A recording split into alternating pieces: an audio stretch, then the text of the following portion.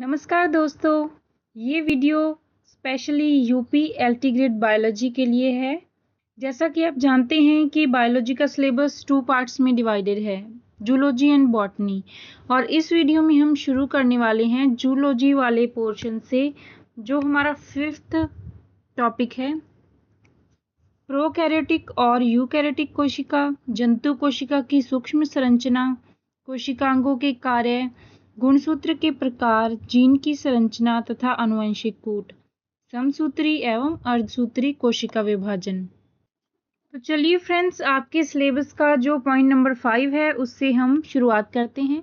हम बेसिक से शुरू करके एडवांस लेवल तक जाएंगे। तो चलिए सबसे पहले जानते हैं कि सेल क्या है। कोशिका जीवन की मूल इकाई है, क्योंकि कोई भी जीवित जीव बिना कोशिकीय संरचना के जीवित नहीं रह सकता। कोशिका न केवल संरचना की इकाई है बल्कि कार्य की भी मूल इकाई है। इसलिए जीवन के सभी कार्यों की शुरुआत और संचालन कोशिका से ही होता है।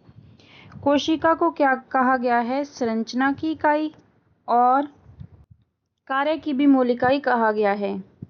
तो इसे संरचना की मूल इकाई क्यों कहते हैं?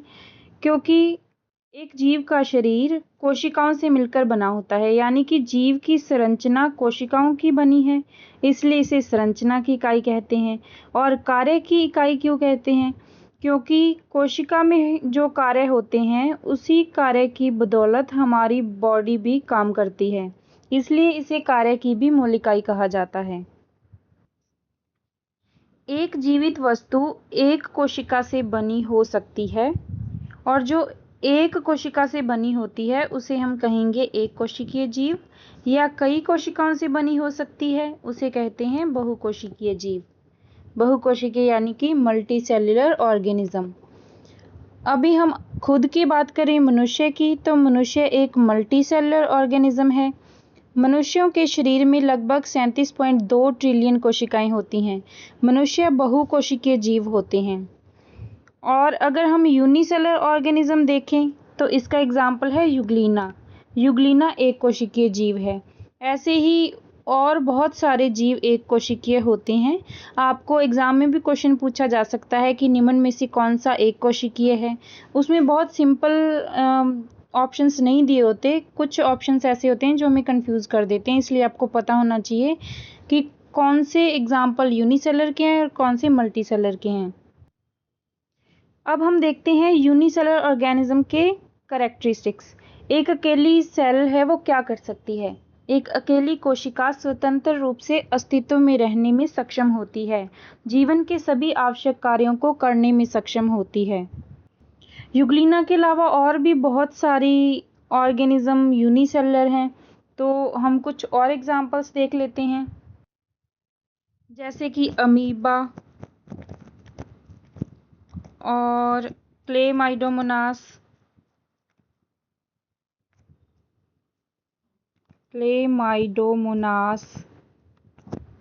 और बैक्टीरिया, ईस्ट, एसिटाबुलेरिया,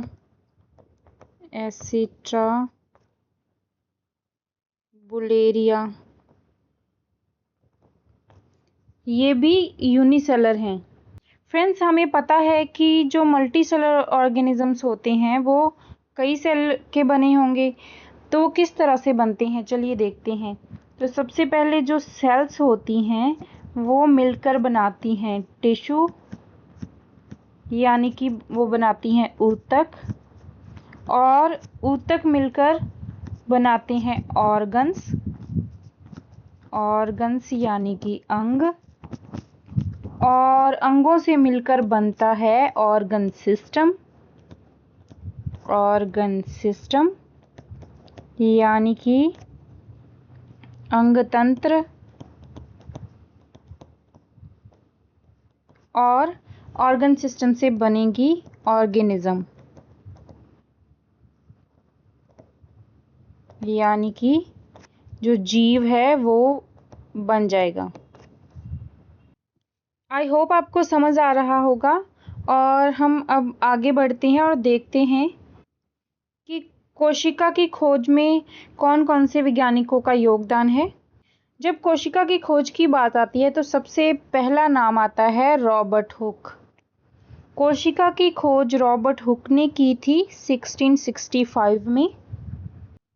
उन्होंने क्या किया कि एक स्पेनिश ओक की कॉर्क ली, यानी कि उसकी छाल ली, और उसको बारीक स्लाइस के रूप में कट किया, और फिर उन्होंने जो खुद का उनका अपना माइक्रोस्कोप था, जो ये डायग्राम में दिखाया गया है, ये रॉबर्ट हुक ने खुद ने माइक्रोस्कोप बनाया था।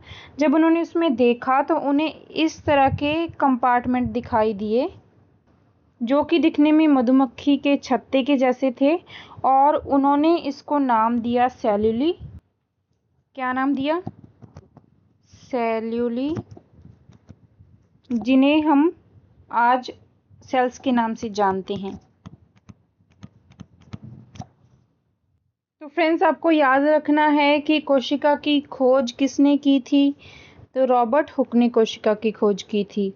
और ये भी पूछ लेते हैं कई बार कि किस चीज़ की उन्होंने स्लाइड देखी थी, तो उन्होंने ओक में कॉर्क की स्लाइड बनाई थी। चलिए नेक्स्ट देखते हैं। नेक्स्ट नाम आता है ल्यूवेनहॉक। ल्यूवेनहॉक पहले व्यक्ति थे जिन्होंने जीवित कोशिका को देखा, उसका वर्णन किया और उसका चित्र बनाया। और इन्होंने किन किन चीज़ों को देखा माइक्रोस्कोप में? बैक्टीरिया, प्रोटोजोआ, स्पर्मेटोजोआ और रेड ब्लड सेल्स। जो रॉबर्ट हुक ने कोशिका देखी थी वो मृत कोशिका थी, और जो ल्यूवेनहॉक ने कोशिका देखी वो थी जीवित कोशिका। तो आप लोगों को याद रखना है, इस हिसाब से क्वेश्चन पूछा जाएगा। आपको ये जल्दी में ये नहीं पढ़ लेना कि कोशिका की खोज किसने की और आप फटाफट से रॉबर्ट हुक को टिक कर दें। आपको वहाँ पे देखना है मृत लिखा है या जीवित लिखा है, तो उस हिसाब से आपको क्वेश्चन का आंसर करना है। तो जीवित कोशिका को देखने का श्रेय किसे मिला? ल्यूवेनहॉक को। नेक्स्ट साइंटिस्ट हैं रॉबर्ट ब्राउन। कोशिकाओं में केंद्रक न्यूक्लियस की उपस्थिति की खोज रॉबर्ट ब्राउन ने की थी। कब की थी? 1831। और इन्होंने किस में देखा था केंद्रक? ऑर्किड रूट की स्लाइड में। तो केंद्रक की खोज किसने की? रॉबर्ट ब्राउन ने। नेक्स्ट देखते हैं पुरकिंजे। 1839 में पुरकिंजे ने क्या किया? टर्म कॉइन की। कौन सी टर्म दी उन्होंने? प्रोटोप्लाज्म, यानी कोशिका द्रव्य। कोशिका द्रव्य या प्रोटोप्लाज्म नाम किसने दिया? पुरकिंजे ने। नेक्स्ट नाम आता है डुजार्डिंग। फेलिक्स डुजार्डिंग ने 1835 में कोशिकाओं के भीतर पाए जाने वाले पदार्थ प्रोटोप्लाज्म का अवलोकन और वर्णन किया। उन्होंने इसे प्रारंभ में सारकोड नाम दिया। जिसे पुरकिंजे ने प्रोटोप्लाज्म कहा था, उसी को फेलिक्स डुजार्डिंग ने सारकोड नाम दिया था। तो पहले नाम दिया था फेलिक्स डुजार्डिंग ने, ठीक है, 1835 में। और 1839 में पुरकिंजे ने इसे प्रोटोप्लाज्म नाम दिया था। 1839, I am not able to write. और 1839 में पुरकिंजे ने इस सारकोड का क्या कर दिया? प्रोटोप्लाज्म।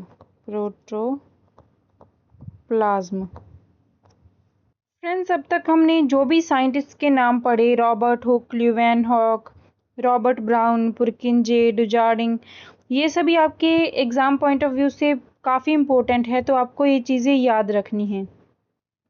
चलिए अब आगे बढ़ते हैं सेल थ्योरी की तरफ और समझते हैं कि सेल थ्योरी क्या है। कोशिका सिद्धांत को 1839 में श्लाइडन और श्वान ने संयुक्त रूप से अपने शोध पत्र में प्रस्तुत किया था। ये है एम.जे. श्लाइडन और ये है थियोडोर श्वान। तो सेल थ्योरी किसने दी थी? श्लाइडन एंड श्वान ने। ये क्या थी? चलिए देखते हैं। सभी जीवों के शरीर कोशिकाओं और उनके उत्पादों से बने होते हैं। कोशिकाएं जीवों की संरचना और क्रिया की इकाइयां होती हैं।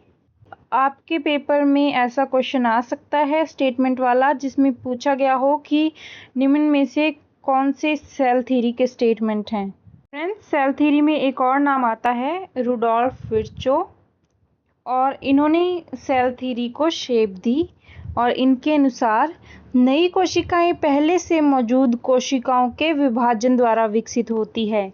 यानी कि जब एक कोशिका में विभाजन होता है उसी से 2 कोशिकाएं बनती हैं, फिर आगे 4 कोशिकाएं बनती हैं। तो रुडोल्फ विर्चो ने कोशिका विभाजन के बारे में बताया और उन्होंने कहा ओमिनिस सेल्युलाe सेल्युला। इसका मतलब है कि हर कोशिका दूसरी कोशिका से उत्पन्न होती है। तो सीधा सीधा आपके पेपर में क्वेश्चन आ सकता है कि ये स्टेटमेंट ओमिनिस सेल्युलाe सेल्युला किसने दिया? तो आपको आंसर करना है रुडोल्फ विर्चो। और आपको सेल थ्योरी में 3 नाम याद रखने हैं, श्लाइडन, श्वान और रुडोल्फ विर्चो।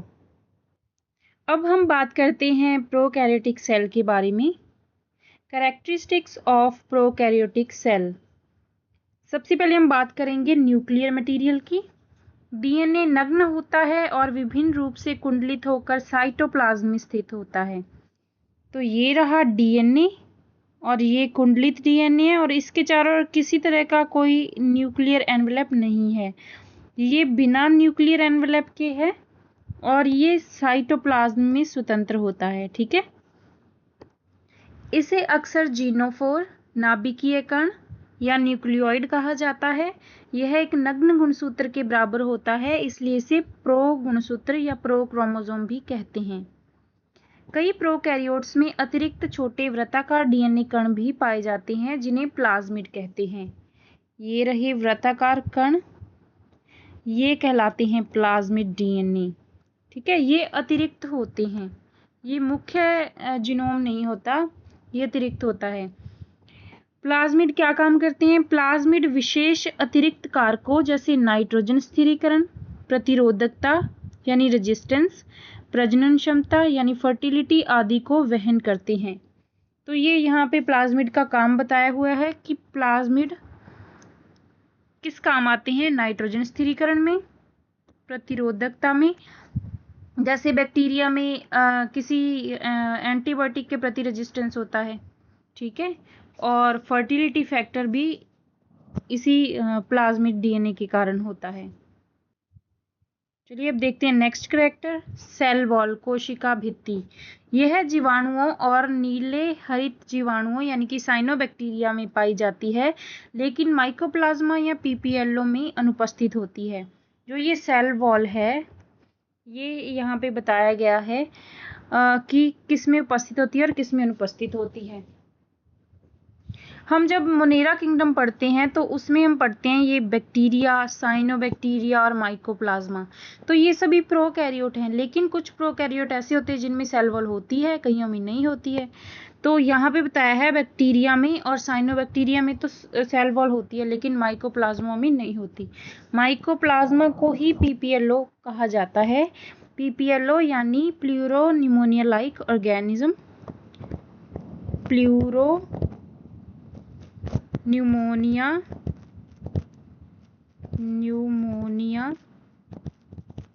Like organism. इसमें सेल वॉल नहीं होती।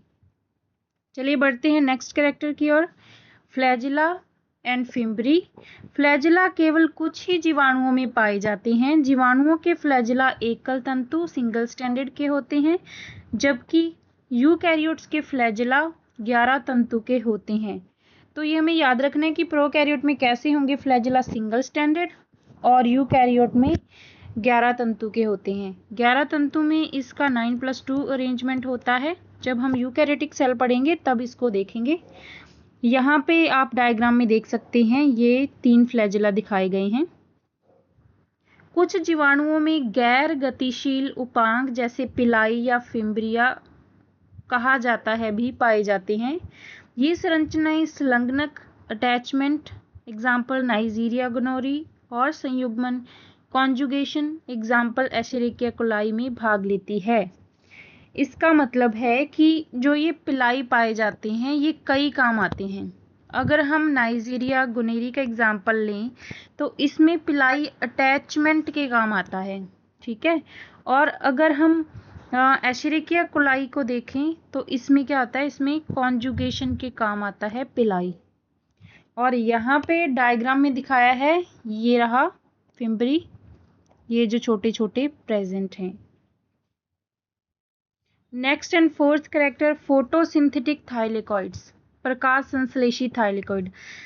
नील हरित शैवाल, ब्लू ग्रीन एल्गी और कुछ जीवाणु स्वपोषी होते हैं, फोटो ऑटोट्रॉफिक होते हैं, यानी कि वो फोटोसिंथेसिस से अपना फूड बनाते हैं। इनके प्रकाश संश्लेषी थाइलेकॉइड साइटोप्लाज्म में स्वतंत्र रूप से स्थित होते हैं। ये थाइलेकॉइड क्लोरोप्लास्ट में संगठित नहीं होते, जैसा कि हम यूकैरियोट्स में देखते हैं कि क्लोरोप्लास्ट के अंदर थाइलेकॉइड्स होते हैं और वो ग्रेना में अरेंज रहते हैं, लेकिन प्रोकैरियोट में ऐसा नहीं होता। प्रोकैरियोट में ये थाइलेकॉइड साइटोप्लाज्म में ही पाए जाते हैं। यहाँ पर आप देख सकते हैं, ये जो साइड वाली स्ट्रक्चर हैं ये हैं थाइलेकॉइड्स, ठीक है। चलिए नेक्स्ट देखते हैं, झिल्ली से गिरे हुए कोशिकांग, membrane lined cell organelles. Prokaryotic कोशिकाओं में माइटोकॉन्ड्रिया, एंडोप्लाज्मिक रेटिकुलम, गोल्जी तंत्र, लाइसोसोम, माइक्रोट्यूब्यूल्स, माइक्रोफिलामेंट्स और सेंट्रियोल्स एब्सेंट होते हैं। तो जो मेम्ब्रेन लाइंड स्ट्रक्चर होती हैं, जो भी हमने यहाँ पे लिखी हुई हैं, ये सब स्ट्रक्चर्स प्रोकैरियोटिक सेल में एब्सेंट होती हैं। तो ऐसे क्वेश्चंस बहुत आते हैं कि कौन से ऐसे ऑर्गेनेल्स हैं जो प्रोकैरियोटिक सेल में एब्सेंट हैं या प्रेजेंट हैं। तो ये चीज़ें बहुत इंपॉर्टेंट हैं, आपको याद रखनी है। नेक्स्ट है वैक्यूल्स, जटिल गैस वैक्यूल्स पाए जाते हैं।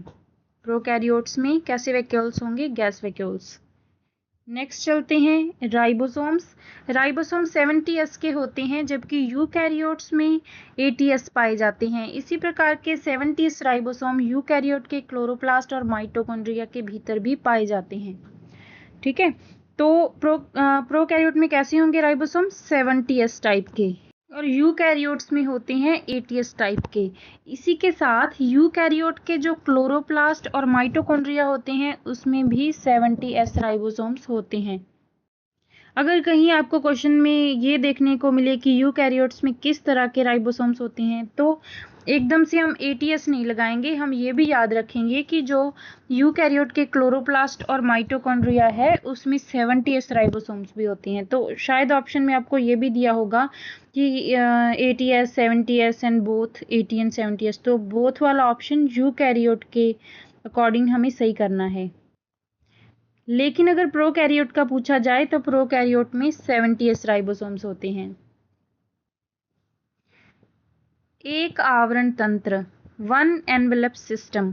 प्रोकैरियोटिक कोशिकाओं में झिल्ली से घिरे कोशिकांग अनुपस्थित होते हैं, इसलिए एक ही झिल्ली पूरी कोशिका को घेरती है। इस कारण प्रोकैरियोट्स में एक ही कोशिका झिल्ली या एक आवरण तंत्र पाया जाता है तथा आनुवंशिक पदार्थ साइटोप्लाज्म में स्वतंत्र रूप से स्थित होता है। यूकैरियोट्स में 2 आवरण तंत्र पाया जाता है, बाहरी प्लाज्मा झिल्ली जिसमें साइटोप्लाज्म होता है और आंतरिक नाभिकीय आवरण जिसमें आनुवंशिक पदार्थ स्थित होता है। इसमें ये बताया गया है कि जो अगर हम प्रोकैरियोटिक सेल की बात करें तो प्रोकैरियोटिक सेल में बाहर की तरफ एक सेल की मेम्ब्रेन होगी और अंदर की तरफ यहाँ पे जो डीएनए मटेरियल है वो प्रेजेंट होगा। तो ये वन एनवेलप सिस्टम है। लेकिन यूकैरियोट में कैसा होता है कि पहले बाहर वाली मेम्ब्रेन आ गई, फिर उसके बाद में एक न्यूक्लियर मेम्ब्रेन आती है और न्यूक्लियर मेम्ब्रेन के अंदर की तरफ होता है आनुवंशिक पदार्थ। तो इसलिए यूकैरियोट को हम डबल मेम्ब्रेन सिस्टम कहते हैं। नेक्स्ट देखिए, डीएनए की मात्रा, डीएनए कंटेंट। कम डीएनए मौजूद होता है यूकैरियोट के मुकाबले। प्रोकैरियोट में डीएनए का जो कंटेंट है वो कम होता है। नेक्स्ट, ट्रांसक्रिप्शन और ट्रांसलेशन। ट्रांसक्रिप्शन और ट्रांसलेशन दोनों ही साइटोप्लाज्म में होते हैं। तो ट्रांसक्रिप्शन में क्या बनता है, ट्रांसक्रिप्शन में बनता है mRNA एंड ट्रांसलेशन में बनता है प्रोटीन। अगर हम प्रोकैरियोट की बात करें तो ये दोनों ही प्रोसेस साइटोप्लाज्म में होते हैं। लेकिन अगर हम यूकैरियोट की बात करें तो यूकैरियोट में जो ट्रांसक्रिप्शन है वो होता है न्यूक्लियस में, और ट्रांसलेशन का प्रोसेस होता है साइटोप्लाज्म में। साइटोप्लाज्म।